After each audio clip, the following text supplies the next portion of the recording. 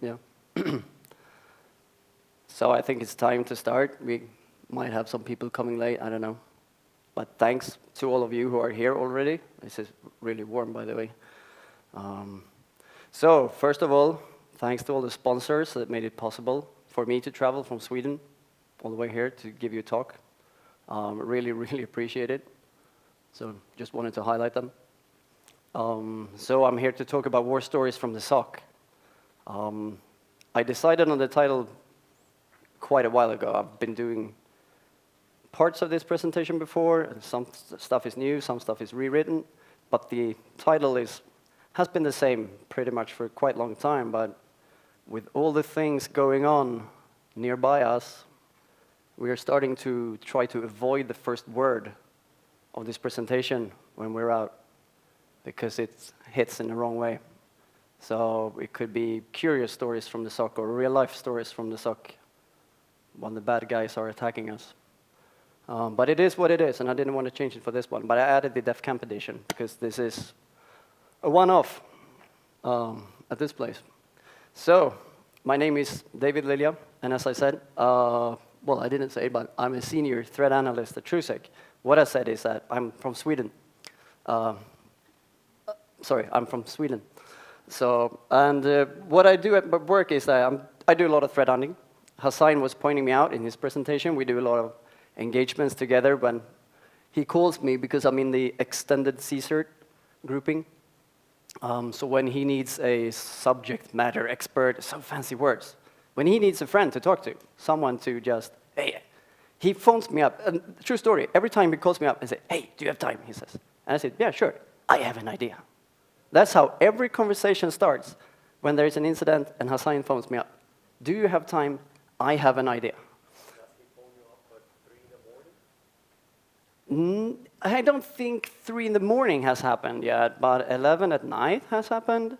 New Year's Day, more early morning has happened. And yeah, so, but that's how it is. And I do have a, okay, not part of this session really, but I have a private phone and I have a working phone. So when I'm not working, I can put away the working phone and just have my private phone. So he can try to call me, but I won't pick up. And then he says, oh, David is not working. Then it's cool. So that's how it is. We're not here to be burnt out or anything. We're not here to live our rock and roll lifestyle, whatever. We have work and life balance. You have your life, you have your family, you have your priorities and hobbies and whatever.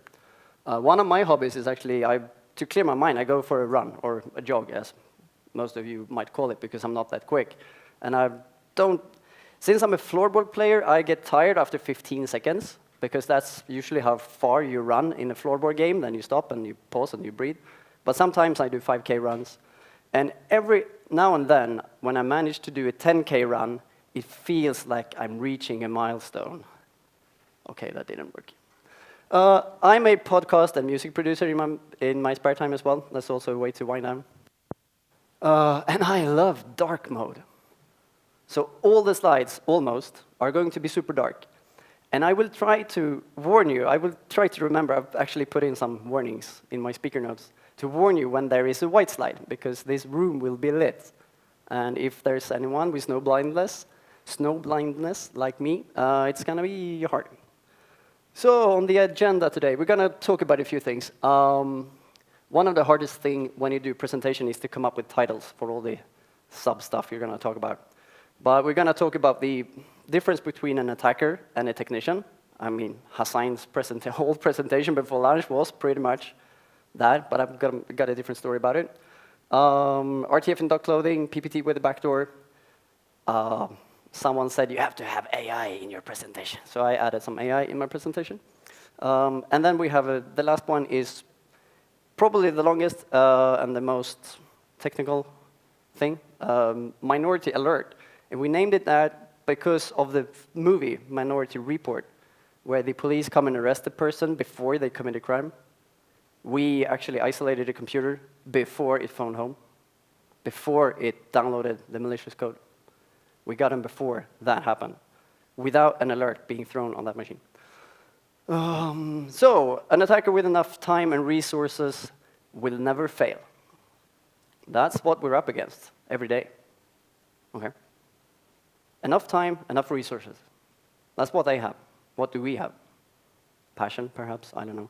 A good salary, hopefully. Life-work balance, sure. But that's what we got. So, attacker versus technician. Hassan and I have a colleague. His name is Rasmus Granlund, if you're pronouncing it in Swedish. He is the CSIRT forensic lead. And he has a saying, and the saying is quite interesting actually, because he says, if you don't know who you are or where you are, you probably shouldn't be there. So what does that mean? Okay, who are you? To find out who you are in the computer world, you type, who am I, right? That's what you do. Okay, who am I? I just landed on this computer. Who am I? Am I local admin? No. Okay, user. Okay, bugger. Where are you? I don't know. What's my IP? That's how I find out where I am in the network. Is it the same segment as the domain controller? Is it far out in the reaches? Did I land in some DMZ? I don't know. But that's how you find out. But when you see a person typing, who am I? IP address, they don't have a clue where they are. And it can be a technician troubleshooting a printer. I've done it myself. We all have, probably. And there's a perfect place in hell for people like that as well, who made the printers. But should we be on that machine if we have to ask ourselves who we are and where we are? Because we should know where we are. Somehow we connected to the machine, right? But if we didn't connect in a traditional way, if we are hackers moving around, exploiting stuff, we might not know where we are. So we need to find that out. So if someone is using these commands, who am I, ifconfig, ipconfig, IP address, they might be doing malicious things. This might be the start of the malicious things. What we've also seen in incident engagements that we've done is that they like to use all the commands that we like to use. The ARP, netstat, nmap, ping. And some hackers are really lazy, so we've seen this. This is actually a true story. We've seen them renaming them to NMSMP or whatever, NMPA. So they just have to type A, space. They can't type it wrong. It's just one letter. Unless you miss it, then you run another command, obviously. But we've seen them do it. So when we, in one incident that we did, came across this line in the logs, we were like, what? RA something, star? What the hell is that? But luckily, we had an EDR on the machine, so we can actually talk to the EDR and say, hey, what is this file? And if we're using KQL in Microsoft Defender for Endpoint, this is how you do it. We're asking, give me the file name, give me a list of files where there is an R in the file name on all the computers in the network. We will get 10,000 rows, then it will cap and say, here it is. And we will say, yeah, that didn't help. Okay.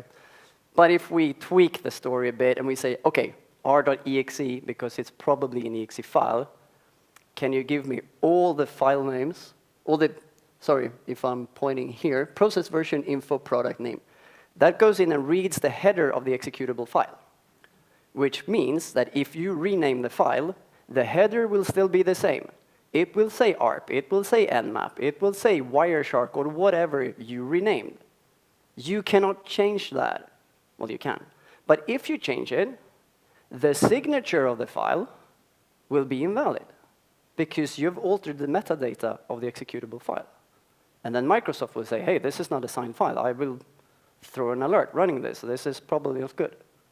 So by renaming the file and keeping the metadata intact, the file is still signed. It's still a legitimate program. You can try it yourself. Rename Notepad to n.exe and run it. It will run. It's still Notepad. If you check the metadata, it says Microsoft Windows Notepad or whatever it is in the header. So we will get a list of all the files, what they're actually called by doing this. And if we alter it a bit, we will do it like this. We will say, OK, so every computer that has a file called r.exe, tell me what computer it is, tell me the folder path, and the file name. So I know exactly where in the file system it is. And give me the original name. So we got r.exe and some statistics program, because they might be running R, which is a statistics program. Then we got r.exe folder path WinRAR. So we actually, using that code on the screen, on the last slide, we found out that this was WinRAR. And knowing what program we're running, we can figure out the syntax for it. A is just, hey, make an archive. Blah, blah, blah. It's the name of the archive. Star is every file in that folder. So it was quite obvious when you know what R was. Could be something different next time. But that's the difference between an attacker and a technician, basically. So how can we detect this? If we want to, detecting might be the wrong word because you can't just have this run. It will create alerts all the time. So this is a trick if you're a threat hunter. If you go in on a weekly basis or in a new assignment, you just check it. Hey, give me every file that has WinRAR in the file header, but it's not called WinRAR on the disk. Tell me which computer, which folder, and what the file is called. And you get a list. And if you get a hit, you should talk to the person using that computer and ask them, hey, you're running WinRAR, but you renamed it? If they say no, you call TRUESEC. If they say yeah, they say why. And you can have a discussion over coffee, I don't know. But anyway, that's a good way to work with it. So on to the next one, RTF in dog clothing. So this was actually a very sneaky attack by the Chinese government. I hope I'm not offending anyone, but they did it, but we know it. They stole some documents. And what they did was they stole 45 gigabytes of documents from the SharePoint. Long story how they got in, that's another session. Anyway, so they took the data, those documents, Word files, and they took the information out of the file, and they put them in to a new file, an RTF file, and saved it, and renamed it to .doc. So the company still has, well, it's a Word file. Word will open it and display it, and everything will work. So the trick they did with the RTF is a tagged file format. Doc files and docx files are different formats. You can edit them in a way, but RTF files you can just open up and edit them. It's like HTML or whatever have you. If you're a programmer, you know what I'm talking about. But they use a template, and the template definition is destination. This argument is the name of the related template file. It must be enclosed in brackets. This is a destination control word. So what it means is, and how it's supposed to be used, is that if you put it in your template, in your RTF file, and you point to your internet server and you say, here are the fonts, here are the logos, you just format your RTF file. But they abused it by pointing it to a malicious site, right? And if you have a malicious link in a document, and the document is not open, the link hasn't been hit. You don't have an alert. You just have a sleeping thing going around, right?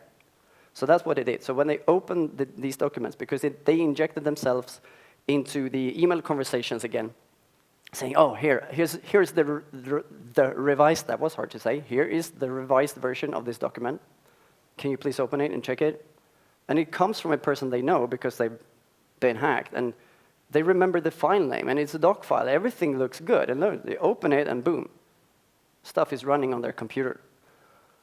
Stop using RTF files. So they got an invoice as a doc file. It looks like a doc file. And when you right-click and you choose properties, it looks like a doc file. It says Windows Word, because that's how Windows work. It goes to the extension, and if you name it exe, it will say executable. If you run it, it won't run. But that's how it works, right? But if I open this one in VS Code, we talked about editors in a science session, and my favorite one is VS Code because I have Copilot, so I have someone to talk to, which feels good. I'm not alone anymore. It's super good. It says RTF, right? So this is an RTF file, but it's named .doc, and it looks like a .doc on the file system. So in this file, there was a template pointing to a malicious link. OK, time to do some KQL magic. This is one of my favorite stuff. I have a colleague who's super good at it, but I'm trying. So let's hunt. What we want to do is that we want to look for all the attachments in the emails that has an RTF file sent. But the RTF file is not called RTF. On the second line, it says, exclamation contains, do not contain RTF. Look for RTF files that doesn't have RTF in the name or ends with RTF. OK, we want to do that. And then you get a lot of emails. And we say, OK, I just want the file name. So we put that in. And then we put it into this material thingy. And then we sent it to another question and said, so the device file events, what we basically get is we get this attachment list.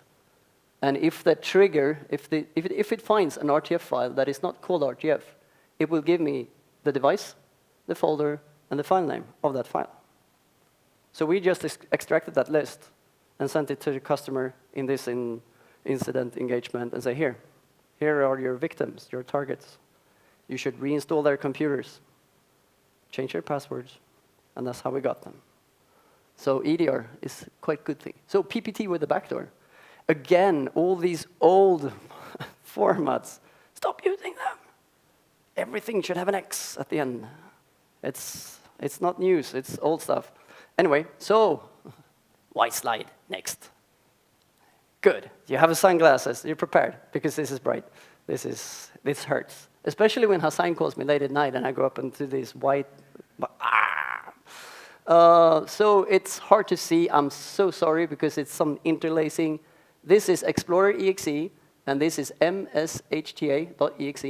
So mshta, that's like a little tool to surf the web for text. Downloading stuff, but you don't have a graphical user interface. You have to type stuff, text TV style. Explorer.exe, it means that it's run in the user context. It means that the user has done something. It's not the system that does this. It's the user that does this.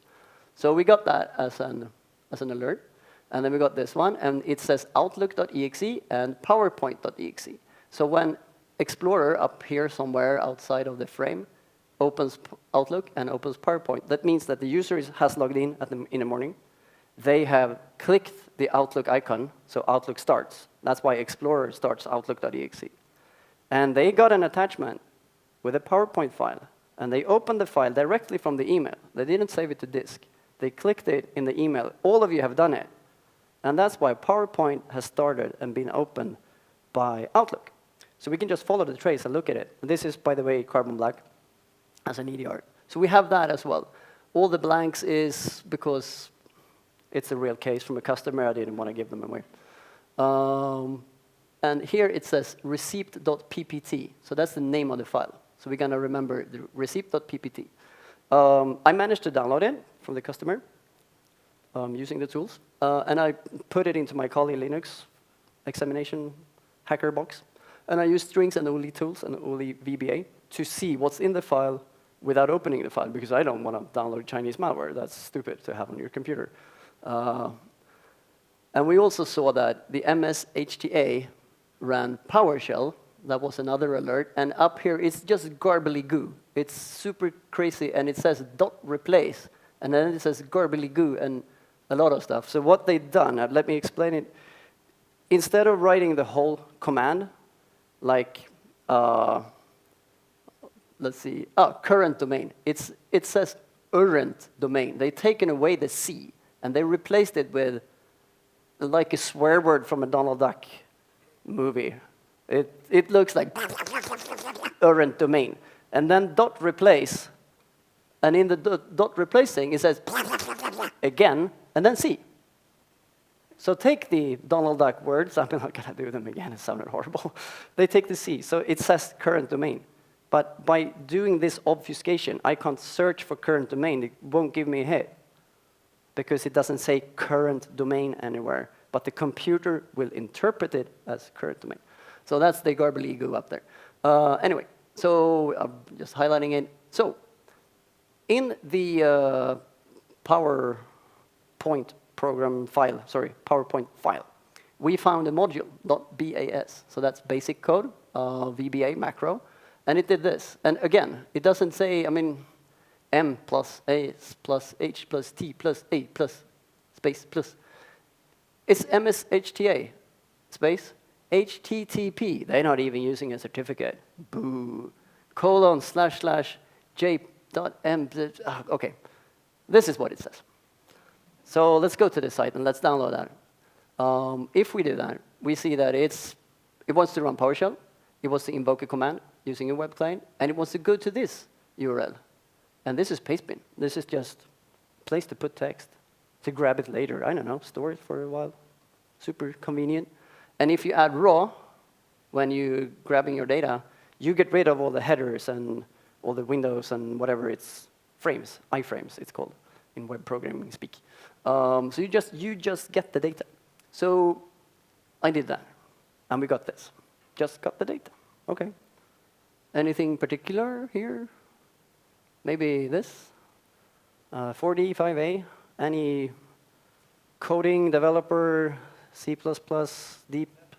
Sorry? Yes. We had an MZ. Thank you. Mark Sibowski, working for Microsoft. He was tasked with doing a MS-DOS executable format. We want something to run. OK, he said. I'm going to give you the format. I'm going to give you the stuff that the computer needs to read. So, I mean, his ego is probably just as big as mine, because he put his initials at the beginning of the file. I would have done the same if Bill Gates came to me in 1970, 80, something. I was born, but I was little. So I wouldn't have been able to do it. But if someone asked me, do this, I'm of course going to put DL at the beginning of the file and make myself immortal in a way. So he did that. So every file you open in a hexadecimal editor that starts with 4D5A is a MS-DOS executable file. It will run in any Windows system, mostly. You might encounter some problems here and there, but if you do this to any executable, take Notepad or the calculator, open it in a hexadecimal editor, it will start with 4D5A. So we got to a CMSTP bypass in this case. When you took the code from the other end and you magically turned it into a running program, because this won't run. You have to get rid of all, wrong button. You have to get rid of all these hash signs, the comma, and the spaces. Then you have 4D5A900000. And if you save that, it will magically run. So we got this, and we thought, OK, why? Why do they want to do that? And we also found an ENF file. So that's an installation file for giving instructions, basically, to when a program is being installed. Install here, do this, do that, add these parameters, whatever, don't crash, and so on. And the interesting thing here is these two lines. In the ENF script, they want to start the command prompt, and they want to run this file in the Windows temp folder. Everyone has rights to write something to the temp folder. And they put a VB script there, task kill MSSTP, a CMSTP actually. So they just wanted to use that program. This is a legitimate Windows program. They just wanted to use that to be able to run this file and actually start a Visual Basic script. And when you get hold of the Visual Basic script, this blob is basically just try to kill everything. Turn off the antivirus, turn off Defender, turn off whatever. But the customer was using a third-party thing, and the user wasn't a local admin, so they couldn't run it. So it stopped. The persistent was in a scheduled task, and in this key, so every time the computer was starting up, it was downloading the code and tried to run it again. And this is what it looked like on pastebin when it tried to phone home. And the interesting thing here is this, self.close. So if you take all these char code stuffy and turn it into this, it says it's a VB program, close. So why would you have a Visual Basic program just closing? Well, you're not ready. You're attacked. You might not have set up your infrastructure in the back end. I don't know. Maybe you're waiting for something.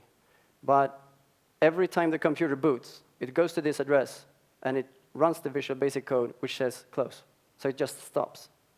And the next time it boots, it will do it again, again, again, until this person who wrote this code will swap this self-close string for something else.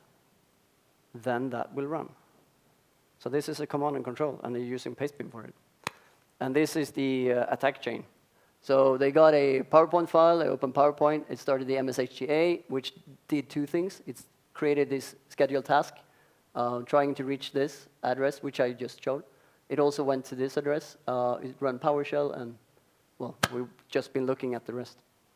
But it got killed, and we nailed it. Now for something more fun, AI. Everybody's talking about AI. What do you call an AI trained on tea? I know everyone is having a post-lunch depression, and it's like, coffee. An AI trained on tea is called ChatGPT. Come on, people. Come on, people. Okay. We're getting there. We're reaching the end, I promise you. So we have generative AI. We have large language modules. I've been toying around with a lot of them, which is super fun. You have ChatGPT, Copilot. You have local LLMs. You can talk about it afterwards. There's Midjourney, which you can generate images on the internet. And you have Stable Diffusion, which you can run locally on a machine without internet and create images. Then you have Sunu, which can actually create music for you. I don't think it's very good music because I'm a musician, and this is my turf. Don't come here. But anyway. But it can create a cybernetic owl in a steampunk fashion, I don't know, with a dark background. It looks like this. It's super cool. I did it locally on my machine. It took like 1.5 minutes for it to create this, and then it took like 2 minutes to scale it up to 4K because I have a big screen. Create a futuristic city, busy streets, detailed, energy. So I did that. It took like 2 minutes. I think it's pretty cool. I used some extra bits and bytes with a Stable Diffusion XL to do it. But anyway, but the fun part is chickens in winter jackets with alpine goggles playing in the snow. And they're so cute. And this is Midjourney. I have chickens at home. I have 3 chickens at home. So this is super fun. And you'll be like, they're not real chickens. They have 4 feet. Yeah, but have you seen chickens in winter jackets, alpine goggles, and a scarf? No. So I give them that. But it looks weird, though, doesn't it? Like a hippogriff or something. A dark and stormy night, cyber purple colors, and realistic. And you've all seen this one. Do you remember this one? You've all seen it in my presentation. So AI can be used for leisure and fun, but it can also be used for bad stuff. Again, Hassan and me, in an incident response engagement, we were talking late at night. I think it was a dark and stormy night. It really was. And we got this. The customer got this, and they took a screenshot and forwarded it so we can sit and read it. And we were like, there is something here. It is a Swedish company. I've blanked out all the things because I don't want you to know who they are. But it's a Swedish company where the pretended CEO writes this message to all their employees.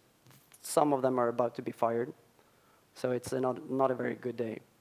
But being Swedish with Swedish eyes, reading this type of English, I told Hassan, I have an idea. Look at this. And he was like, okay. So pointing out 5 things in this. I hope this message finds you well. To all the hackers attacking Swedish people, this is not how you start a message in Swedish. Even though if you're writing in English to them, you say hi. Not this fluffy stuff. Okay, I wanted to personally, yeah, sure, absolutely, evaluation of the current landscape. With a heavy heart, I must convey, again, a Swedish person writing in English, even though you're CEO of a company, you don't use this type of language. And parting ways with significant numbers of employees. So, I mean, that's what you should write. That's nothing word, but that stuck out in a way. So I told Hassan, I have an idea. And we're on Teams, and we're sharing screens, so he can see everything I do. And I say, I want to ask ChatGPT to do this for me. And it was like, okay, go. So I said, hey, can you help me write a message to my employees? I need to cut down on my workforce. And they worked hard and long, and I'm so sad to see some of them go. And you know how ChatGPT is. He said, yeah, absolutely. I'll help you write it. With empathy and professionalism. There you go. That's why you should use an AI. Here is an example. I hope this message finds you well. I wanted to personally. And then you go, in the light of the evolving business landscape, instead of the stuff we had, it is with a heavy heart. I must, and then it says inform, which is probably more relevant if you're Swedish and writing in English. But yeah, reducing the workforce. This is the first iteration. if we would have tweaked it and asked it a couple of times again, I'm pretty convenient that we would have got pretty close to the first message. I mean, we're pretty close to the first message on the first try. OpenAI took away a feature, so we couldn't take the text from the original message and upload it and say, hey, did you write this? They took away that feature. That was a feature they had before. It would have responded, yeah, here's the IP. So GDPR, so take away, okay. Sorry, so you can't do that. All the teachers in Sweden use that. They took the exams or the thingy that the school kids delivered, and they just uploaded it to OpenAI, and you just got a list. Yeah, here are the kids that wrote the stuff. Or I wrote the stuff for them. So yeah, that was in the news in Sweden. That was pretty funny. At the end of this message, there was this zip file. Confidential significant company changes. That's not how you fire people in Sweden. I'm not sure if you fire people in Romania in that way either. Open this file and see if you still have a job. And if you don't have a job, here's our new, what it looks like, the organizational chart, which you probably shouldn't see because you're fired. But anyway, here it is. I don't think it's how you do it, but that's what happened to that customer. Minority alert. So this one is quite fun. I'm going to check my time. Yeah, super. Killing the attack before it executes with a custom detection alert. It was a scheduled task running PowerShell, some bad code run. Yeah, so it was bad. All right. And next slide is powerfully right, painfully right. Boom. So let's call this computer A. Okay. There are 3 machines involved in this, A, B, and C. That's how I named them. It's clever, right? So it's a scheduled task running a PowerShell script, and here is the script. And you can't read it, so here is the script. That's why I have to run early from lunch. And you still can't read it. OK, any developer in this room naming variables like this, stop doing that. I know you don't do it, but this is malicious because you should, I mean, no one names a variable like this. It's like looking at your own code 2 weeks later, it's like, what does it do? So again, with the help of AI, because, I mean, Copilot for GitHub Copilot is one of my best friends. We talk every day. He helped me to do this instead. So that was good. So now I know it's a script block. Well, it said that, and it added some stuff. It's still slightly hard to read for some people who isn't into coding in a bit. So let's use AI again. Hello, AI. What does this script do? And I used a local LLM, large language module, by someone called The Bloke. And it's called Behind or Find Code Llama version 2. It's been trained on 34 billion instructions. The quality is quite low. You can go to like quality 8 or something. Let's not dig too deep into it. This one takes 20 gigabytes on my RAM on my Macintosh. So it says, oh, wait, I'm going to show you one more thing. Because in this script, we have a script block, we have a script type, and a char type. So we have 3 variables. OK, that's important. What does this do? It creates 2 variables. But it was 3 variables. Yeah, but it didn't use the char type. The attacker forgot to put that in. They just wrote what they're supposed to be in the same variable. It's just duplicated. So the AI actually figures it out and says, it's not 3, it's just 2. And it's a string in a script block. OK, cool. And it retrieves a value from the Windows registry on this key and this property, which is weirdly named. And it says it not standard, and yeah, not frequently used, I guess. And it says that the retrieved value is converted into an array of characters. That's just a lot of characters in a row, basically. That's what we programmers call it, array. And it says, finally, the script creates a new script block with the decoded characters and invokes it using the invoke command. Perfect. Now we basically know what it does. It described it. And then it goes on and say, hey, please note that the purpose of this script might be malicious. It's registry manipulation, remote code execution, so always exercise caution when examining unknown scripts. He's my buddy. He's got my back. I like it. White slide, sorry. Computer A. Let's look at these PowerShell thingy that was run. So when you expand them, we find something called meta request. Those black stuffy is to, again, protect the customer. And then we found some more, meta version, meta gid, meta mutex. Again, black boxes, you know why now. If you convert the last block, the request, inside the quotation marks, you will get this. So it's an API call to an API server here, API building something. This one was created 1 month before the attack at the customer. I'm not sure if that's relevant or if it's just occasional, could be like that. But when talking to that server, you will get a GUID in return, which is used later in the attack. So what we was doing, we kept hunting for this PS1 that was run by the scheduled task stuffy, bless you. And we noticed that the PowerShell was run by a file called activator, because activator created the PowerShell file. When we're looking at the timeline, I'm going to show you that. It also created the scheduled task. It says every hour, I think it was. And we found that activator.exe sometimes is called obs-browser-page.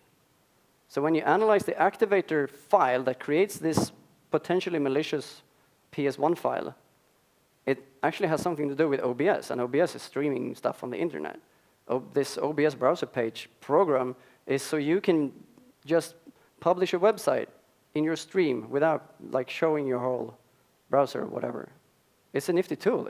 I mean, it's not malicious. It's 0 out of 70 on VirusTotal, so it's good stuff. But the activator.exe also loads libsef.dll. Okay, so let's go to VirusTotal and examine the activator file, the legit file. We found that under relations, it's often, maybe not often, but it's sometimes actually related to crack.zip. Okay, that's not good. I mean, I usually don't call my zip files crack.zip, but it's a good name. And then we took a look at the libsef.dll, which was created by Explorer, which means that the user space was writing this file. So we kept hunting. And we found that there were 2 computers. I said 3. Yes, there is 3. I'm coming to that. But we found 2 computers with the same username. Rings a bell from the last session. But there is a twist. OK. Looking at this file, it's whack attack. But Microsoft calls it whack attack, and it's 18 out of 67 that finds it malicious. It's not good. You don't want this file on your computer.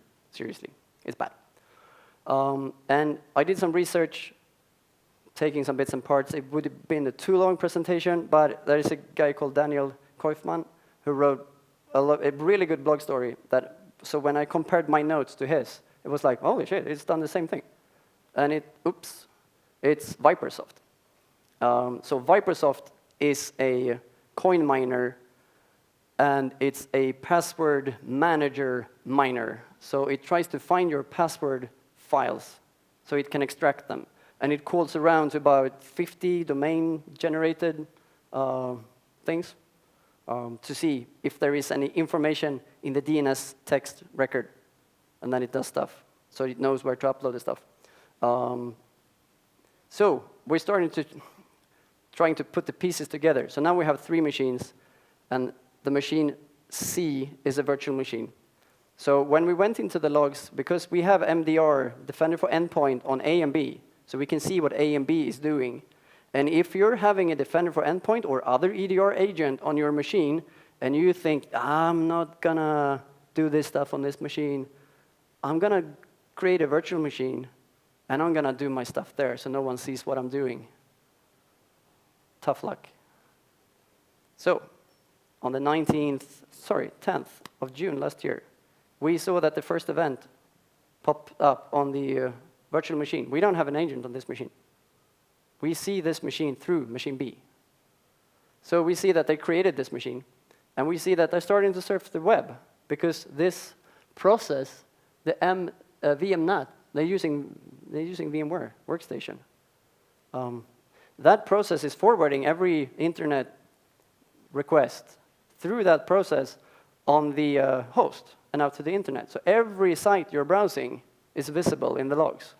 So we saw that they started to browse Adobe and what it costs to use Adobe products. And then we saw that they're surfing to Pirate Bay. And then they surfed to uTorrent. And then apparently they needed WinRAR as well. Okay, I know where this is going. Cool. The day after, basically 24 hours later, almost 23 something, we see that this process, again, this process, it's hard to know where you should put it on. You should put it on computer B or computer C. But this process, the VMware VMX, it's like reading the memory from the virtual machine. So we can see that they downloaded a file called crack.zip on the virtual machine. And then they, for some reason, we're guessing that they actually extracted it to this folder, so that the crack.zip is using the legitimate file, the activator file, in this package to do some things.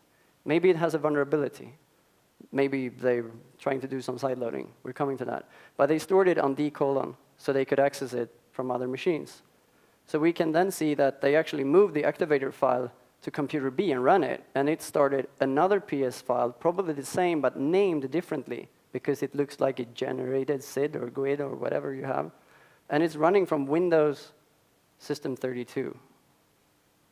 That tells me that they are local admin, because otherwise you wouldn't be able to write the file to that folder. Okay, and we can see that in the logs from the MDR on machine B, we can see that they actually created a scheduled task by running this program. This program did that somehow. So this time is super important. 0038, I'm coming back to that. 0038, it's super important. And then on machine A, we see that they use TeamViewer to actually copy the file and the libsef file, the malicious password stealing, hunting file. They wanted that on machine A. Apparently, they wanted to run everything on machine A, but used machine B to spin up a VM to download the stuff and move it to machine A. Stuff started to happen on machine A. The virtual machine is irrelevant now. It was used briefly. But the activator process was created when they double-clicked it, and it loaded this file. It was in the same library, so it just loaded it and did something. And then we could see that the activator is actually starting itself for a short time. And I actually added the milliseconds because it's happening very fast now. And the next move was that the activator process was moved to the SVC host.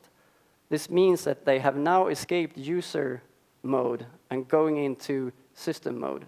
The system is the owner of SVC host. That's the service host. That's what's running all the services when you have your little icons down to the right in Windows and whatever.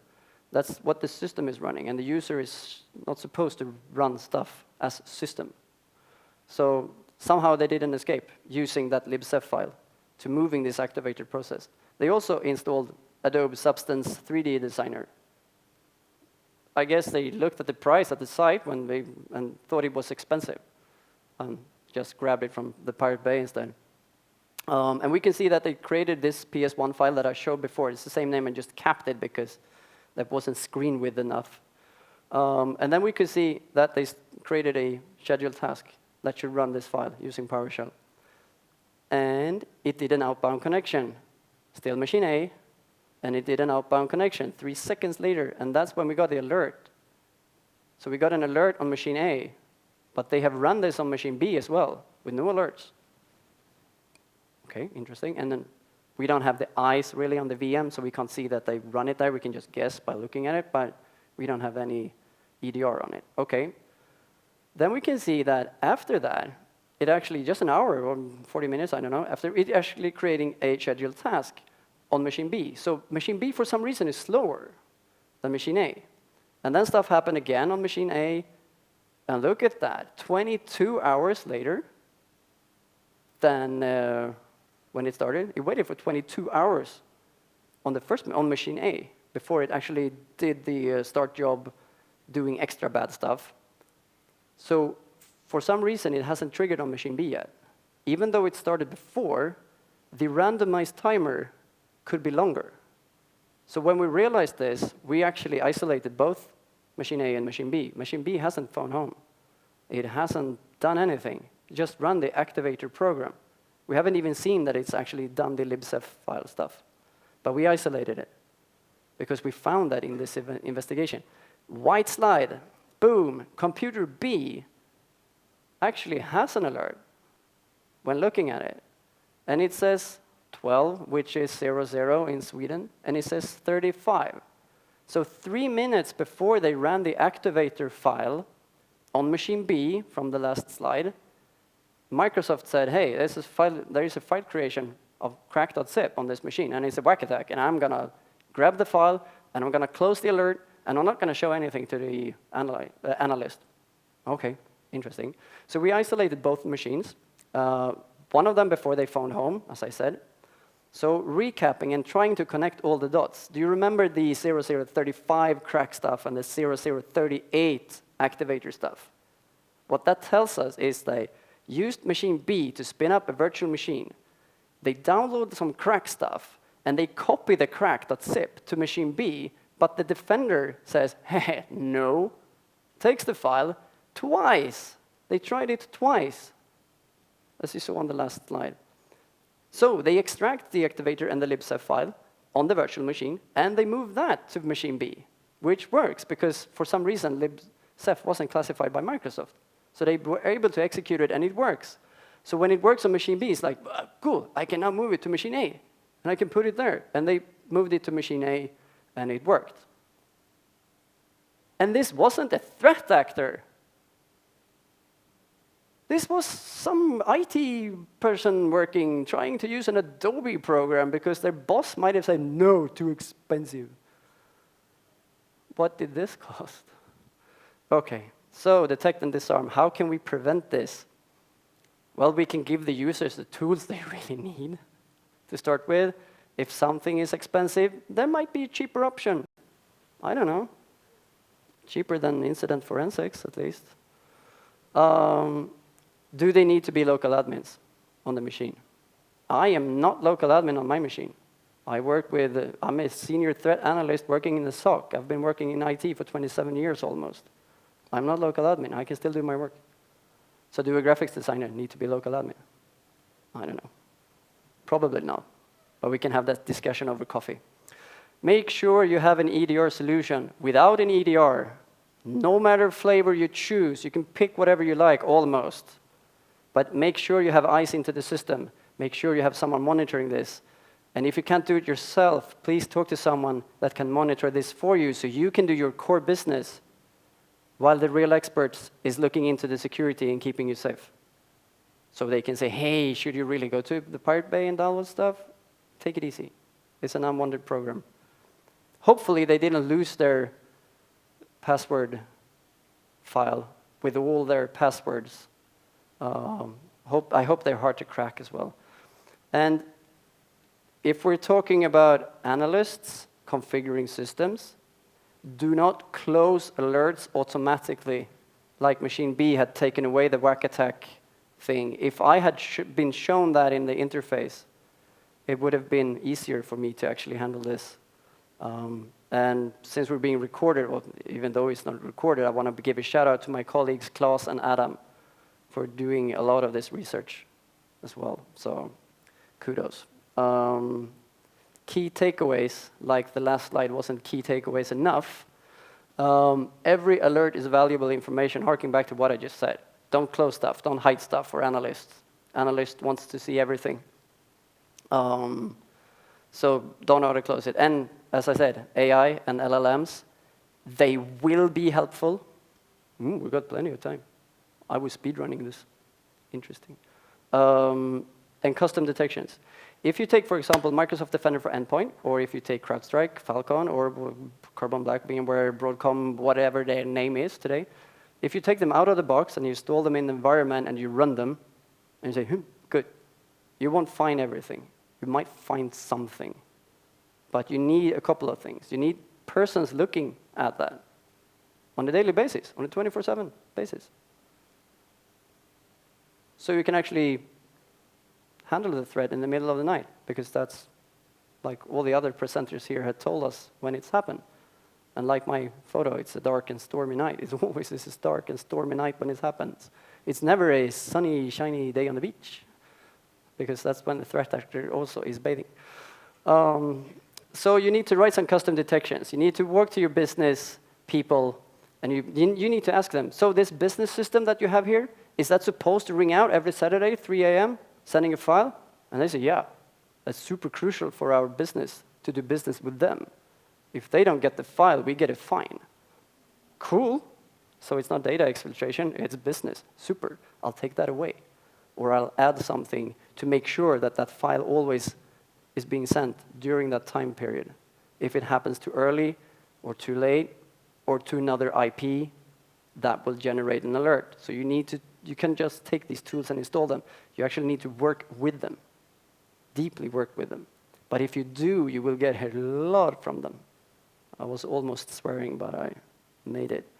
And lastly, if it's Defender for Endpoint, do not automatically close or resolve alerts. Analyst wants to see everything. Never surrender. And my tips before we leave, because I'm actually almost done. Be curious, have fun, and never stop learning. If you're not curious about new technologies and new stuff that's happening out there, it's going to be hard. Have fun. If it's not fun, then you're doing it wrong, or you should do something else. This is not for you. But if this is fun, you're in the right place, and you're among the right people, because everyone here is probably eager to share something with you, so you can learn. I didn't mention it in the beginning of the presentation. I sometimes do, but sometimes I skip it. But I'm 47 years old, and I still learn every day. And I have fun at work. So I'm going to butcher this, and I'm sorry, but I can maybe get an E for effort. But I think it is mulțumesc.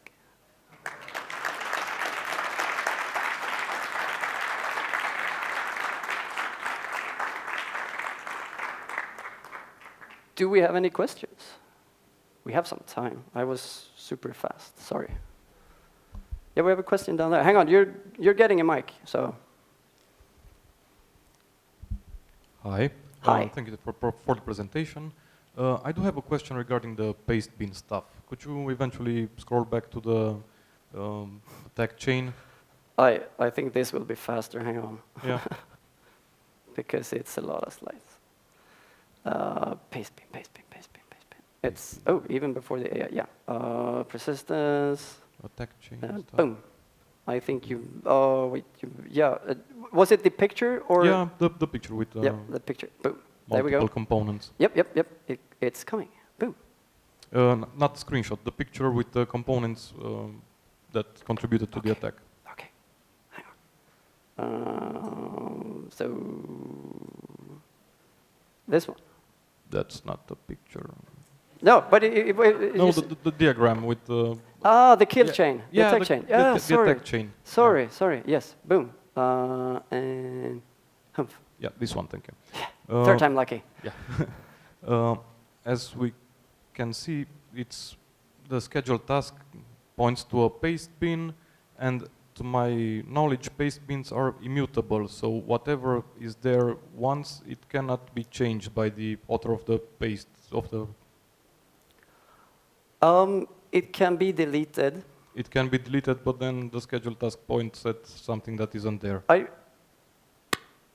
That's true, and that's why it's gone. That's why I've actually. Otherwise, I'm usually just obfuscating these so you can't accidentally download malicious stuff, because some of you are actually curious and having fun, and bad stuff happens.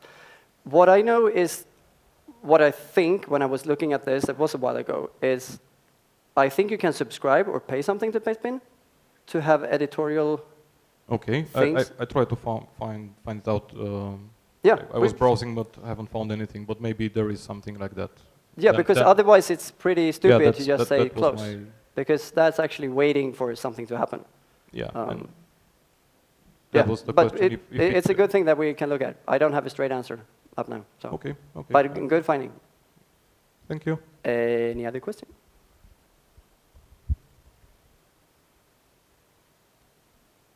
You can probably use some other paste site for command and control. Then, well,